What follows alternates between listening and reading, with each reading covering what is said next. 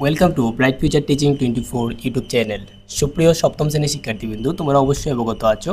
আজকে আগামীকাল সোমবার তোমাদের গণিত পরীক্ষা অনুষ্ঠিত হবে। সো এই মুহূর্তে আমি তোমাদেরকে গণিত পরীক্ষার প্রশ্নপত্রটা উপস্থাপন করতেছি। গণিত পরীক্ষার প্রশ্নপত্র দেওয়ার পরে কিছুক্ষণ পরে আমি চেষ্টা করব তোমাদের জন্য সলিউশন নিয়ে আসার। ওকে সুপ্রিয় শিক্ষার্থী, এই মুহূর্তে আমি তোমাদেরকে দেখিয়ে দিচ্ছি তোমাদের আগামীকালকে সোমবারে তোমাদের যে গণিত পরীক্ষা অনুষ্ঠিত হবে সেই গণিত পরীক্ষার প্রশ্নপত্রটা। সো এক নজরে দেখে নাও তোমাদের আগামীকালকের গণিত প্রশ্নটা। এখন শুধু তোমরা দেখে নেও, একটু পরে তোমরা স্ক্রিনশট দেওয়ার সুযোগ দেবো, তখন সময় স্ক্রিনশট দিয়ে নিবা। সো আমি শুরু করতেছি আজকের ভিডিও। সামাজিক সামষ্টিক মূল্যায়ন 2024 বিষয় গণিত সপ্তম শ্রেণী শিক্ষার্থীদের জন্য নির্দেশনা। সো প্রথমে বলছে কাজ 1, সাশ্রয়ী হই সঞ্চয় করি। জুলাই কাজের নির্দেশনা। এই জুলাই কাজের নির্দেশনাটা তোমরা একটু পড়ে নেবা, আমি একটু পরে সলিউশন নিয়ে আসবো। এর ভিতরে তোমরা একটু চেষ্টা করো নিজে নিজে সেই সলিউশনগুলো করার।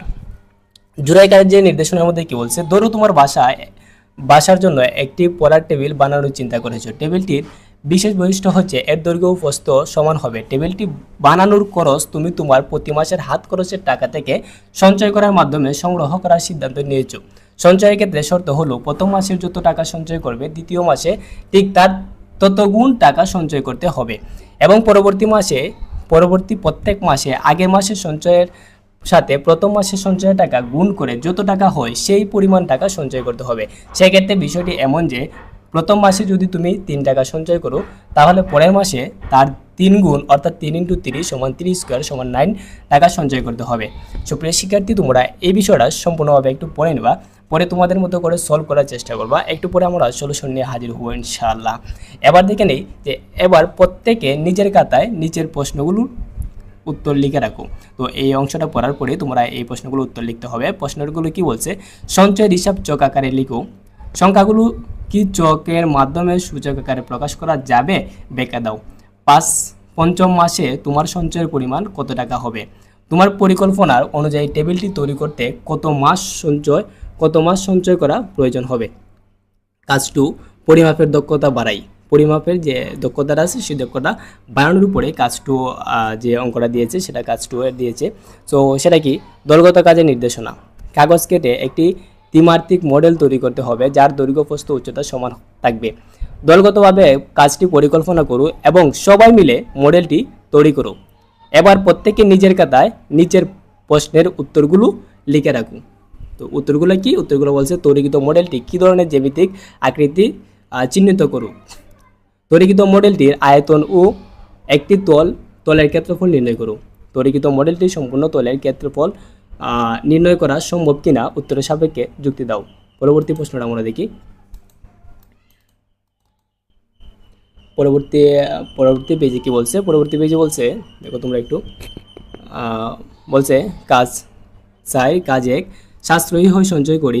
উল্লেখিত টেবিলটির একটি পৃষ্ঠের ক্ষেত্রফল ও তৈরিকৃত মডেলটির একটি পৃষ্ঠের ক্ষেত্রফল অনুপাত কত হবে? কাজ 1, সাশ্রয়ী হয়ে সঞ্চয় করি। উল্লেখিত টেবিলটি সমগ্র পৃষ্ঠের ক্ষেত্রফলের সাপেক্ষে তৈরিকৃত মডেলটির সমগ্র তলের ক্ষেত্রফলকে শতকরায় প্রকাশ করুন। কাজ 3 কি বলছে, কাগজটির গাণিতিক সূত্র যাচাই করে দেখি। একক কাজ 1 এর নির্দেশনা। দলগত কাজের মাধ্যমে তৈরিকৃত মডেলটির একটি পৃষ্ঠের সমান কাগজ কেটে নাও। এবার নিচের সূত্রগুলো থেকে লটারির মাধ্যমে প্রাপ্ত যে কোনো একটি সূত্র বেছে নাও। অতঃপর উক্ত কাগজটিতে রং করে একটি মডেল তৈরির মাধ্যমে সূত্রটি প্রমাণ করুন। সূত্রগুলো হলো a + b² = a - b² + 4ab, a - b² = a + b² - 4ab, a² + b² = a + b² - 2ab, a² + b² + c = a + b + c = 2 ab + bc + ca। পরে কি বলছে, কাজ 4, জ্যামিতিক আকৃতি বুঝি ও পরিমাপ করি। একক কাজ 2 এর নির্দেশনা। এ হচ্ছে তোমাদের প্রশ্নপত্র। আশা করি তোমরা এই প্রশ্নপত্রটা বুঝতে পারছো। আরও নিচে আছে যে একক কাজ 2 এর নির্দেশনা কি বলছে, A4 সাইজ কাগজে আকৃতি 1 টুকরা কাগজ নাও। কাগজটি কর্ণ বরাবর কেটে 2টা অংশ ভাগ করো। অংশগুলো কোণ চিহ্নিত করো। কেটে নেওয়া অংশ 2টা কোন ধরনের জ্যামিতিক আকৃতি নির্দেশ করে আকৃতি 2টা বৈশিষ্ট্য লিখো। চাঁদার সাহায্যে যে কোনো একটি আকৃতির কোণগুলোর পরিমাপ করে যোগফল নির্ণয় করো।